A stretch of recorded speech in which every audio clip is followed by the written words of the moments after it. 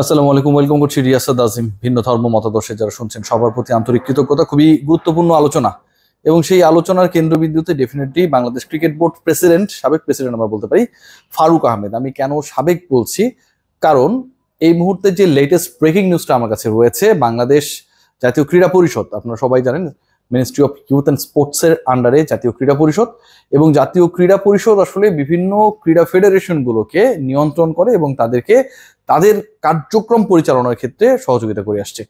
সেই particular organisation যার কাছে বাংলাদেশ ক্রিকেট বোর্ডের ৮ পরিচালক, এই মুহূর্তে বাংলাদেশ ক্রিকেট বোর্ডের যে পরিচালনা পর্ষদ রয়েছে, ফারুক আহমেদ সহ যখন তারা ওই চিঠিটা ইস্যু করেন, অনাস্থা প্রস্তাব, ইমপিচমেন্ট বা যেটাই হোক না কেন, যে চিঠি গেছে ক্রীড়া পরিষদের কাছে ৮ পরিচালক স্বাক্ষরিত, আকরাম খান এবং ফারুক আহমেদ ছাড়া, সেটা তারা একসেপ্ট করে ফারুক আহমেদের বিরুদ্ধে যে দুর্নীতি, স্বেচ্ছাচার, তার মতো করে বোর্ড পরিচালনা করা, আর্থিক অনিয়মের হিউজ অভিযোগ, যে অভিযোগগুলো এতদিন আমি এককভাবে তুলছিলাম, যে অভিযোগগুলো নিয়ে আমি একটার পর একটা কন্টেন্ট করেছিলাম, আপনারা গালিগালাজ করেছেন, আর কত আপনার কথায় শেষ পর্যন্ত কিছু হবে না, আপনি ভুয়া, অনেকে এগুলোকে গুজব বলে আখ্যায়িত করার চেষ্টা করেছেন। যখন আমিনুল ইসলাম বুলবুল বাংলাদেশে চলে আসলেন, সেই পার্টিকুলার অভিযোগগুলো অলমোস্ট সেম অভিযোগ, মানে আমি যে অরিজিনাল ইস্যুস নিয়ে কথাগুলো বলেছিলাম, বাংলাদেশ ক্রিকেট বোর্ডে ৮ পরিচালক করেছেন এবং সেই অভিযোগগুলোর সত্যতা পেয়ে জাতীয় ক্রীড়া পরিষদ ফারুক আহমেদকে অপসারণের সিদ্ধান্ত গ্রহণ করেছে।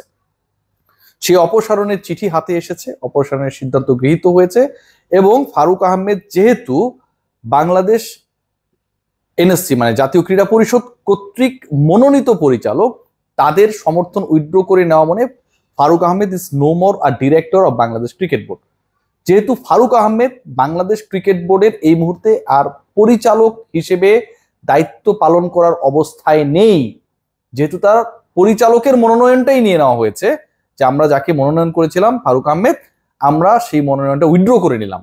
ন্যাশনাল স্পোর্টস কাউন্সিল যখন এই সিদ্ধান্তটা নিয়েছে, তিনি আর প্রেসিডেন্টও না। এই মুহূর্তে বাংলাদেশ ক্রিকেট বোর্ড প্রেসিডেন্ট শূন্য। আবার বলছি, এই মুহূর্তে বাংলাদেশ ক্রিকেট বোর্ড প্রেসিডেন্ট শূন্য, কারণ ফারুক আহমেদ, যিনি পরিচালক হবার পরে, প্রেসিডেন্ট হবার পূর্ব শর্ত পরিচালক হতে হয়, প্রেসিডেন্ট নির্বাচিত হয়েছিলেন, সেই ফারুক আহমেদের ডিরেক্টরশিপ, পরিচালকের যে পদটা, তার যে অবস্থানটা, সেটা জাতীয় ক্রীড়া পরিষদ উইথড্র করে নিয়েছে। বাংলাদেশ ক্রিকেট বোর্ড তারা এই মুহূর্তে একটা ব্যাপক হারির মধ্যে রয়েছে, আপনারা জানেন। এবং আমার কাছে যে তথ্য রয়েছে, আজকে মোটামুটি মিড নাইটের দিকে বাংলাদেশ ক্রিকেট বোর্ডের পরিচালনা পর্ষদের অপর যে 9 জন সদস্য রয়েছেন, I am not very much sure যে আকরাম ভাইয়ের মন টন খারাপ, তিনি ওই সভায় থাকবেন কিনা। অনলাইন একটা মিটিং কল করা হয়েছে, ইমার্জেন্সি অনলাইন মিটিং, কারণ যেহেতু অনেক রাত হয়ে গেছে এবং এই ডিসিশনটা অনেক রাতে নেওয়া হয়েছে, সো অনলাইন ওই পার্টিকুলার মিটিং এ বাংলাদেশ ক্রিকেট বোর্ডের পরিচালকরা বসছেন এবং সেই বসার ক্ষেত্রে যেই তথ্য আমার কাছে রয়েছে, গুরুত্বপূর্ণ দুটা ইস্যুতে আলোচনা হবে। একটা হচ্ছে যে জাতীয় ক্রীড়া পরিষদ, ন্যাশনাল স্পোর্টস কাউন্সিল যারা ফারুক আহমেদকে সরিয়ে দিয়েছেন, এই পরিস্থিতিতে বাংলাদেশ ক্রিকেট বোর্ড কিভাবে চলবে। কারণ definitely you need a leader, you need a fair leader, not a corrupt leader.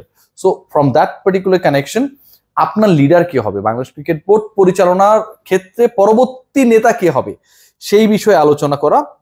এবং একই সাথে যে তথ্য আমার কাছে রয়েছে, যে জাতীয় ক্রীড়া পরিষদ একই সাথে আমিনুল ইসলাম বুলবুলের কাউন্সিলরশিপ এবং একই সাথে তার যে পরিচালক হিসেবে নমিনেশন, মানে আগে তো কাউন্সিলর হতে হবে, কাউন্সিলর হবার পরে হচ্ছে আসলে তাকে নমিনেট করবে, সেই বিষয়টাও কিন্তু বিসিবি থেকে অ্যাপ্রুভ হইতে হবে।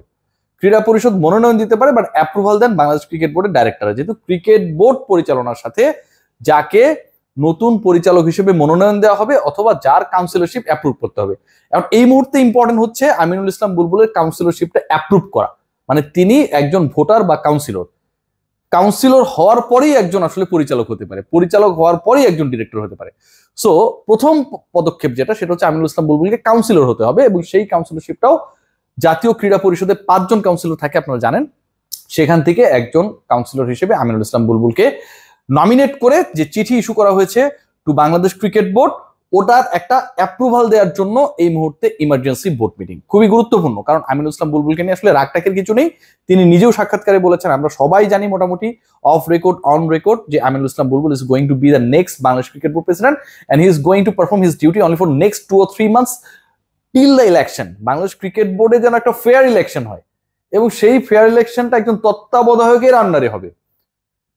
বাংলাদেশ ক্রিকেট বোর্ডে সেই ফেয়ার ইলেকশন করতে গিয়ে বা এই ক্রাইসিস মোমেন্টে প্রেসিডেন্সির দায়িত্ব নিতে গিয়ে তিনি আইসিসির সাথেও কথা বলেছেন। ICC has given him green signal.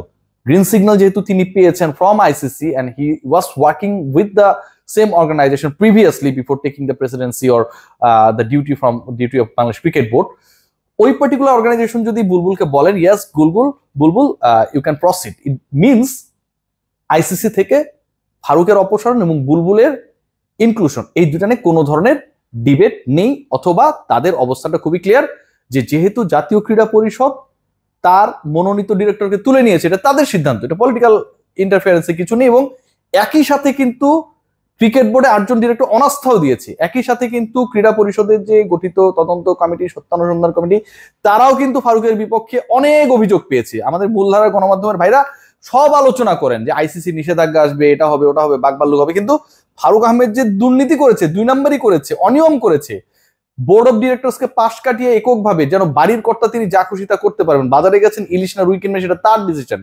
সব কাজ করেছে। এগুলো নিয়ে আমার প্রিয় ভাই ব্রাদাররা কোনো কথা বলেন না। যাই হোক, সেটা তাদের ব্যাপার, প্রত্যেকের সেই চয়েস করার মানে সুযোগটা রয়েছে।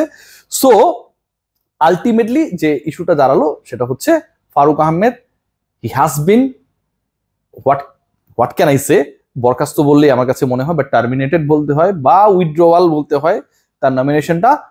Bangladesh cricket board right now a presidentless cricket board within a very short time এই জায়গাটাকে ফুলফিল করা হবে।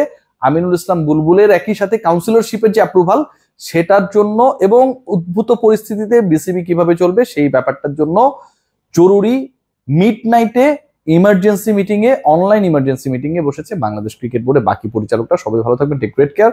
আপনাদের সারাদিন আমি বিরক্ত করছি, সেটার জন্য ক্ষমা প্রার্থী।